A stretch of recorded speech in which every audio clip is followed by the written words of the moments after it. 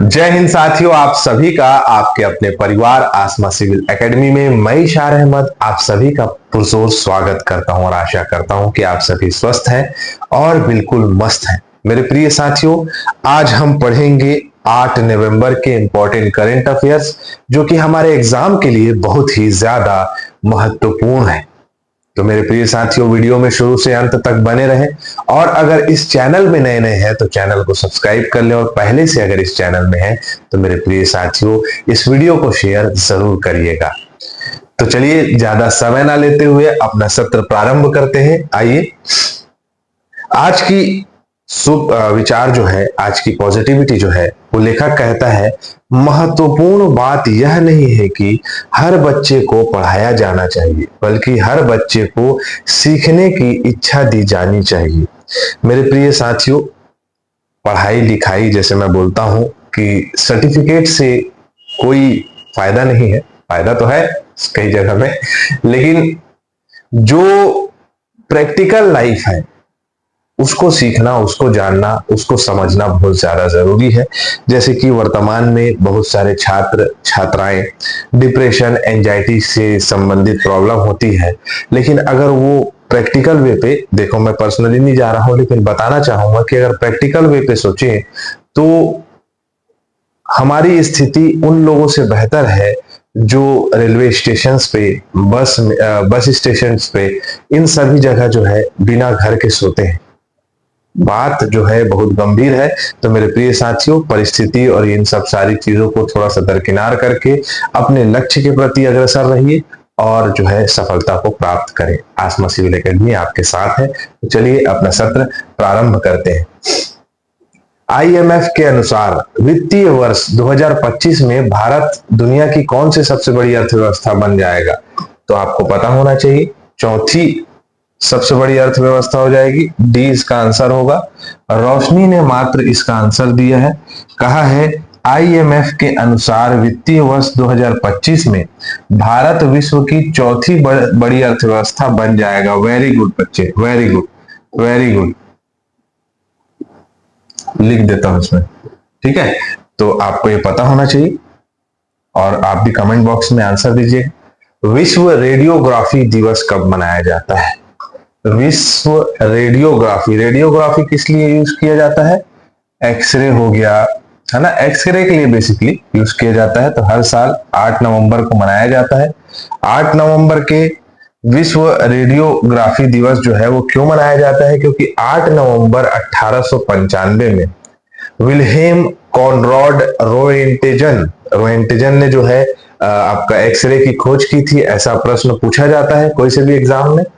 तो एक्सरे की खोज की थी इस दिन के दिन, और जब अचानक एक्सीडेंटली खोजा था इन्होंने, एक्सीडेंटली इनसे जब पता चला था कि एक्सरे नाम की किरणें भी होती है, और जब पता चला और जब ये चिकित्सा के क्षेत्र में पहुंचा तो एक बहुत बड़ी क्रांति हो गई। और ये क्रांति ऐसे दिखाई दी कि मनुष्य जो है वो मनुष्य के शरीर के अंदर सारी चीजों को देख सकता है किसी माध्यम से।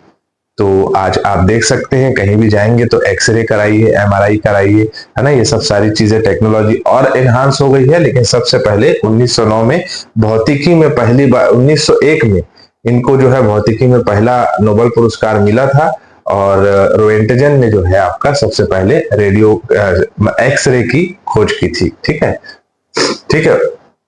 तो उन्हीं के सम्मान में मनाया जाता है।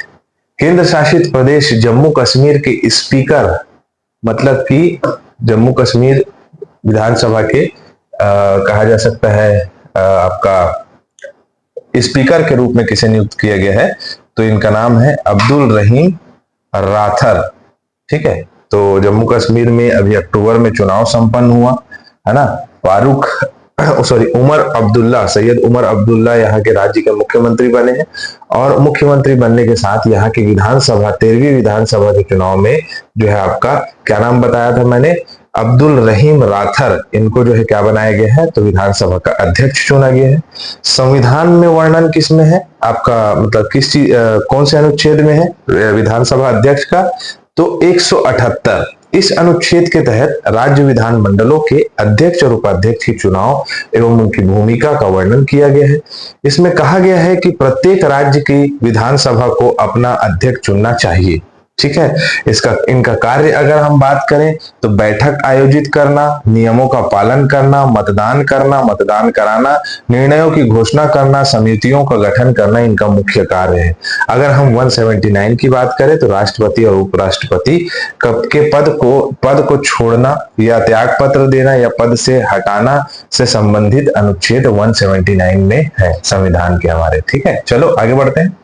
भारतीय नौसेना ने 5 नवंबर 2024 को विदेशी नौसेनाओं के साथ प्रमुख के साथ बैठक की और इस बातचीत में खालिस्तान आयोजित की गई है या आभासी बातचीत को क्या कहा गया है? तो इसे कहा गया है महासागर। क्या कहा गया है? महासागर। ये ओशन लिखा गया है यहाँ पर, तो इसको आप काट लीजिएगा।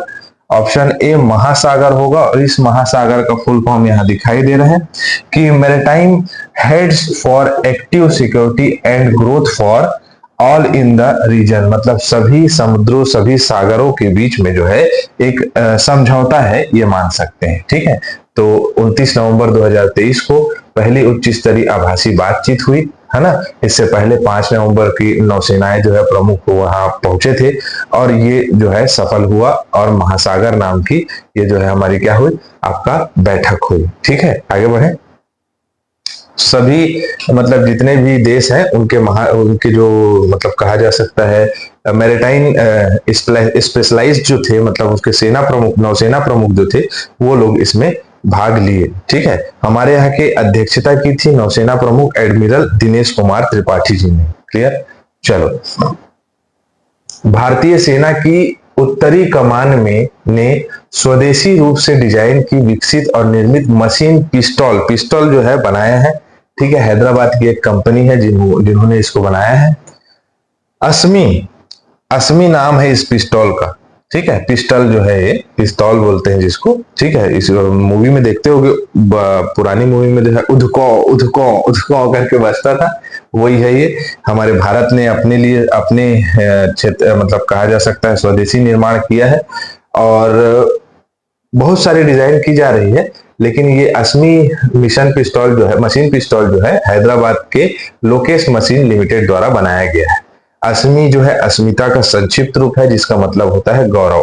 ठीक है, डीआरडीओ ने इसकी काफी सराहना की है ना। और सेना प्रधान जो है सेना के कर्नल जो है प्रसाद बंसोड़ जी, इन्होंने रक्षा अनुसंधान और विकास संगठन के साथ साझेदारी में इस हथियार को डिजाइन किया है, मतलब सभी के कोलैबोरेशन से ये बना है।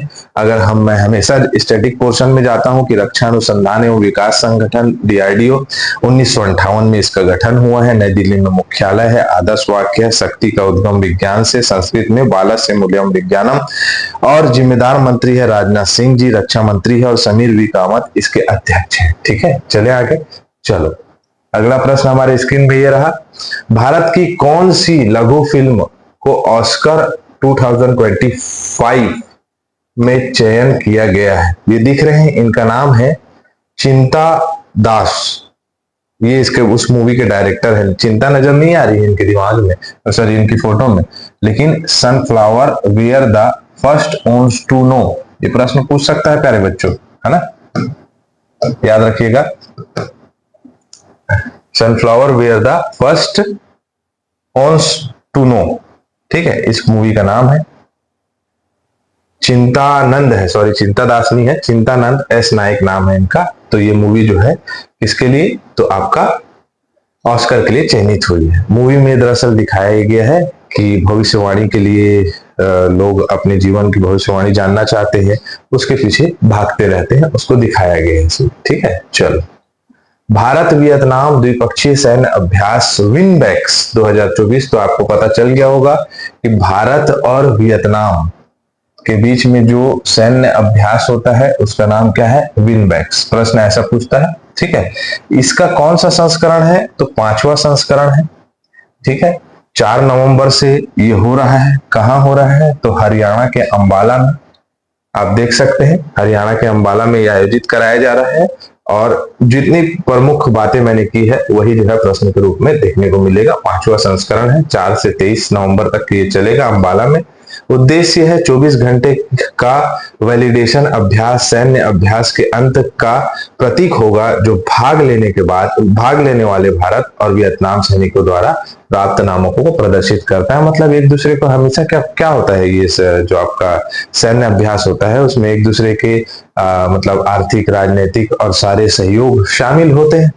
ठीक है, सैन्य अभ्यास भारत और वियतनाम 2018 से स्टार्ट हुआ है। मध्य प्रदेश के जबलपुर में पहला अभ्यास हुआ था और ऐतिहासिक दृष्टिकोण से काफी पुराना नहीं है।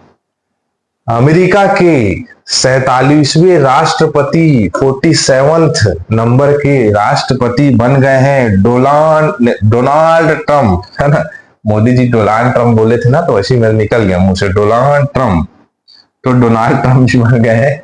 फिर से 2076 इलेक्टोरल वोट इनको मिले हैं।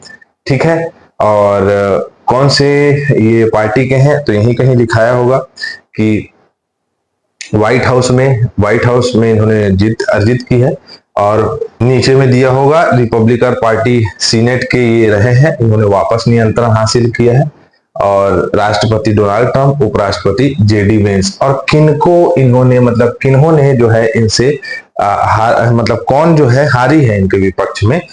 मैं जेंडर भी बता दिया, तो आप लोग कमेंट बॉक्स में बताइएगा कि कौन हारी है। ठीक है, चलो आगे बढ़े।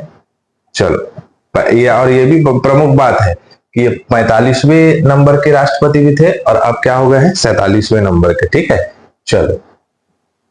निम्नलिखित में से किसने विश्व मुक्केबाजी महासंघ में सुपर फेदरवेट विश्व खिताब जीता है, तो मनदीप जांगड़ा ने। हरमीत देसाई जो कि टेबल टेनिस में जीते हैं, 2024 के टेबल टेनिस खिलाड़ी रहे हैं। WTT फीडर काराकास टूर्नामेंट में इन्होंने शानदार प्रदर्शन किया, मिश्रित में भी जीता और युगल में भी जीता इन्होंने। ठीक है, अनाहत सिंह जो है नॉर्थ कोस्ट ओपन महिला में इन्होंने जो है आपका महिला एकल का खिताब जीता है। नई दिल्ली में आयोजित किया जा रहा है क्या, तो पहला एशियाई बौद्ध शिखर सम्मेलन। अल्जीरिया और भारत जो है इन दोनों के बीच में रक्षा सहयोग समझौता का ज्ञापन साइन किया गया है। इंडोनेशिया के राष्ट्रपति जो रहेंगे वो आएंगे हमारे भारत, क्या नाम है उनका, तो प्रबोवो सुबियांटो। ठीक है, 76वें गणतंत्र दिवस में यहाँ पहुंचेंगे। नवीनतम पुस्तक मित्र भारत के सबसे करीबी रणनीति साझेदार, भारत की विदेश नीति के जटिल पहलुओं को गहन समझ प्रदान करती है। यह पुस्तक किसके द्वारा लिखी गई है, आपको आंसर देना है। ठीक है, तो हमारा सत्र यहाँ कंप्लीट होता है। इसी के साथ मैं इजाजत चाहूंगा। जय हिंद, जय भारत।